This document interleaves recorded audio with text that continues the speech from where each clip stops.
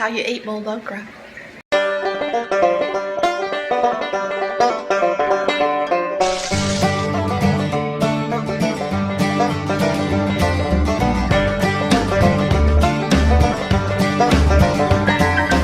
Hey y'all, it's Tammy, and we've got okra out of the garden. So today we're going to boil some okra.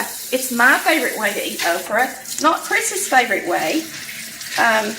So I'm not going to make a lot of it because I'm probably going to be the only one eating it, but I think it's delicious. So all you do is take your okra, and it's always better when you boil okra to use them when they're small. So we'll take the smallest ones and put in here, and then we'll save the larger ones, and Chris can have some fried okra with the rest of it on another day. So I'm going to take my smallest pods and put in here, and all I do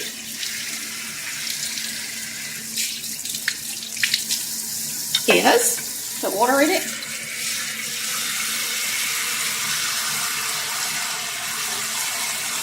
put it on the stove,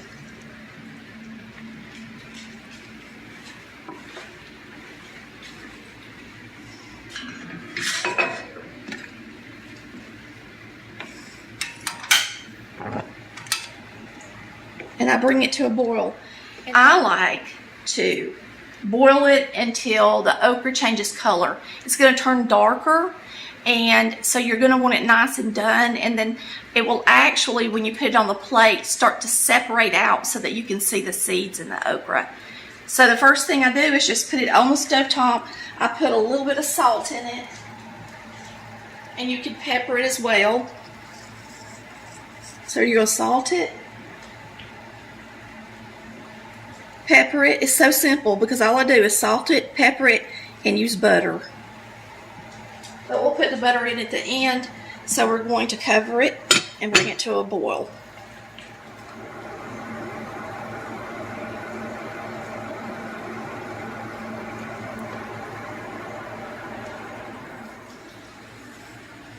All right, now this, somebody asked me the other day, where did I get this lid? This lid actually came from a Berghoff pan, and the reason I'm saying that is just because somebody had asked. The Salad Master type cookware and the Maxim do not come with clear lids, but a lot of the lids will fit on them that you have for other pots and pans if they're standard size. Now this pod's already wanting to open up, so we're not going to be able to boil this much longer. A lot of people put their okra in their peas, but that is just something Mama didn't do a whole lot, and Daddy just ate boiled okra. That's what he wanted when he ate boiled okra, was just the okra. I'm going to go ahead and turn this off. I'm going to leave the water that's in there in it so that I can bring it to a boil before we eat, so it'll be good and hot. Then we're going to drain it off and put some butter on it. So we're just going to slide it to the back until it's time for supper.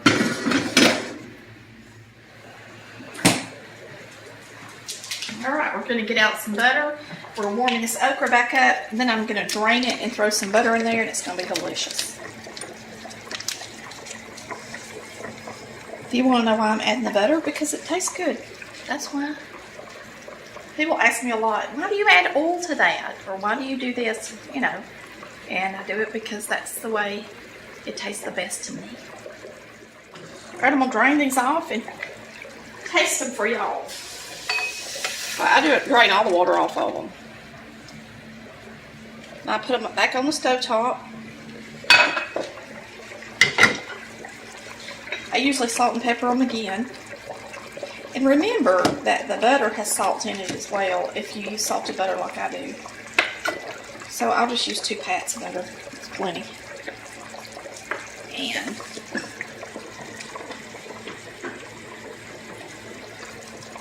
a little pepper, a little salt,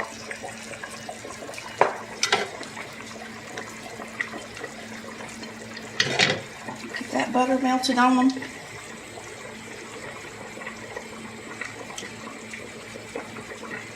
Now, okra is slimy, especially when it's boiled. But if you like it, that don't bother you. I love it. I really didn't need that much butter. So we're going to go ahead and taste one. I pick it up with a fork. This is how I eat it. Okay? You can see that it strings.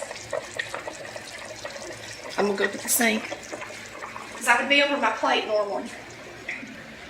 So usually when you boil them, you just boil them until they start separating a little bit.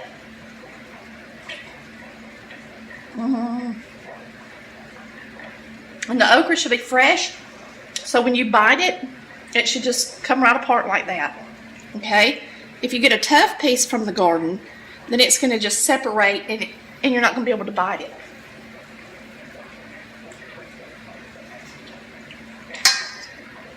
That's how you eat boiled okra. Thanks for watching Collard Valley Cooks, where we cook and eat like Mama did. Bye, y'all. Love ya.